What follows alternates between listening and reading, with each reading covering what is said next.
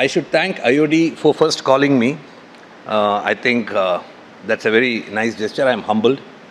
But the most important part is today, Feb 6th, they said first Thursday of every February is called Optimist Day. And I think this subject by itself is driven by the biggest optimism. I think we should give a big hand for IOD and for all of us for being here on Optimist Day. So in my 8 minutes, I would like to take you back from charity to philanthropy to CSR to ESG, how it evolved, the market size of what was CSR and what is CSR in terms of quantum. And third thing is what AI, that is artificial intelligence, can facilitate towards creating an AI that is aspirational Indian. We'll touch that concept. And last but not the least, what we are doing as a Equitas Small Finance Bank in this space continuously. So as we all know, the fight for generations is being, what should I go or what should I do for the present generation? How will I, protect the future generation? This bridge is environment and this bridge is ecology. In an agrarian economy, kingdoms rose, kingdoms went into full throttle, charity got created, went into few hands. It is out of discretion. I want to give it to A, I want to give it to B. Next era happened industrialization. We know industrialization created colonies, colonization. Colonization and automation created something called capitalist, very good for the society, and they started something called philanthropy, which means I create a pool of money either through myself or through someone and give it to select set of activity or select set of people. And these things were running. Not many knows this. 2014, I think October, the first country in the globe to make CSR mandate is India. I think we should give a very, very big hand. 2% of the profits needs to be through some Companies Act, I think Section 135, to be very precise. Now, this is a transforming moment because this will talk about the market sizing. When it happened on 2014, first year CSR was just 4,000 crore. 2019-20 was the peak. CSR kitty became 59,000 crore to 60,000 crore, contributed by close to 29,500 corporates, PSU and non-PSU. Thanks to Corona, it dipped to 8,000 in 2021. Good part is, last figure I saw, 23-24 was 31,000 crore. 31,000 crore is the kitty. I'm sure this will go up to 1 lakh crore and we should ensure that this reaches one, because the sort of progress industrialization and automation has done is a constant erosion of natural wealth and challenging the climate change. Now, how climate change is helping, all of us know in the last summer, just to give an example, the heat wave actually paralyzed India and the floods actually paralyzed most part of Europe.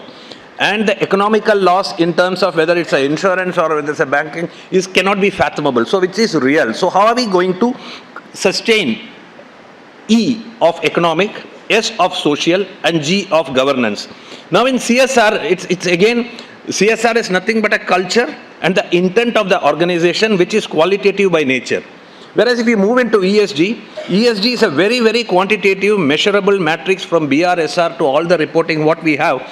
So the culmination or summation of two is going to be the future.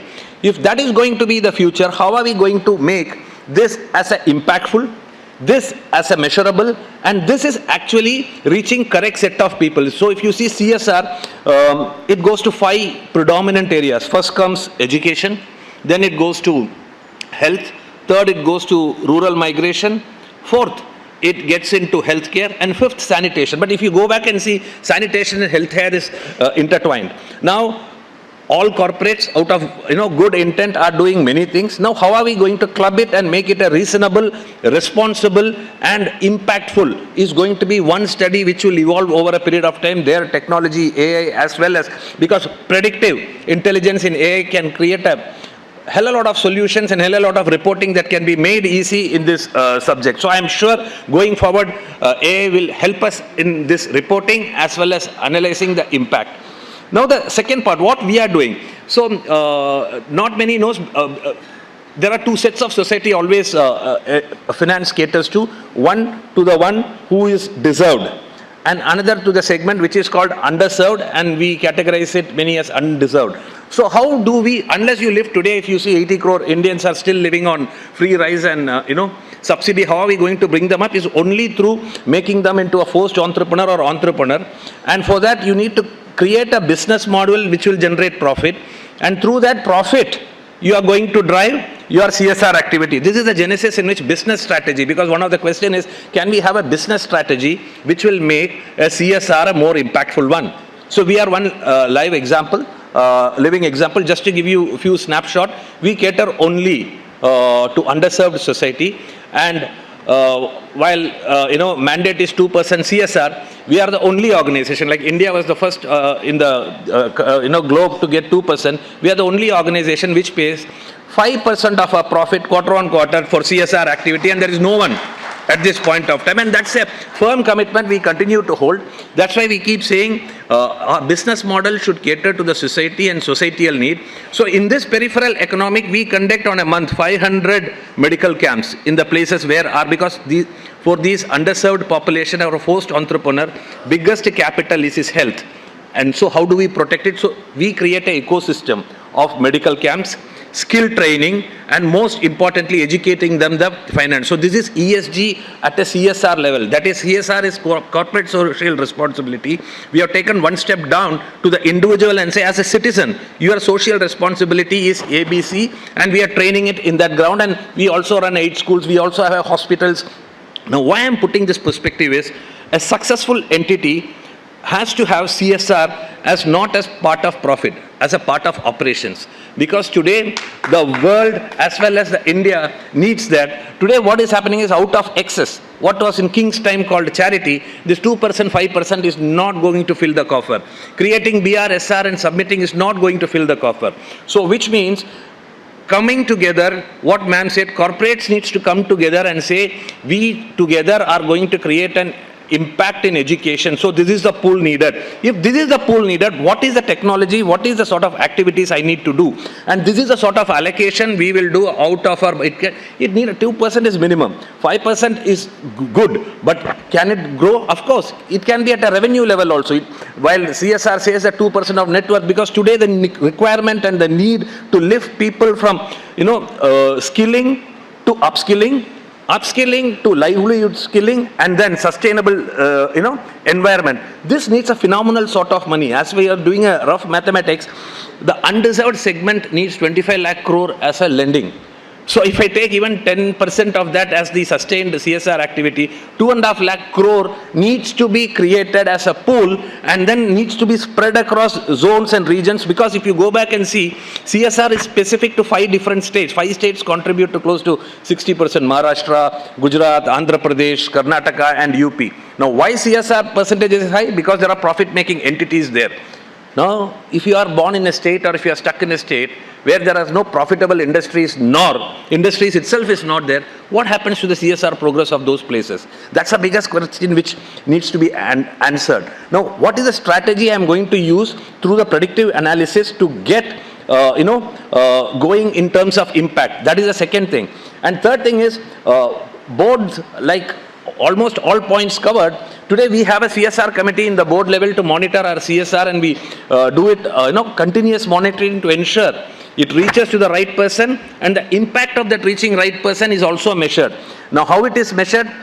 For example, we have 15% of the people who have taken without security lending moved up to security lending, which means they have suddenly bought a house or a shop. So how are you going to grow your customer? How are you going to grow with the customer? And growing with individuals only is going to grow with the society. So today we don't have a company-wise reporting is there, industry-wise may be there, but together if we have to develop A as a state or B as a zone, the blueprint map is not there. The quantum of money required is not there. At 1.2% look good. Now, good that BRSR is mandated only for say 100,000. It's not the question. If 30,000 people are contributing as entities to CSR, we have an opportunity of a lack of companies which can be profitable, and we have seen it today. The people who are on ESG mode, people who are on CSR mode, their ROI and ROE is more profitable than other entities. That's a proven record that's available. So it's only an investment. And next gen, what we are living, as I keep saying, my last point I would like to, I myself is a boomer.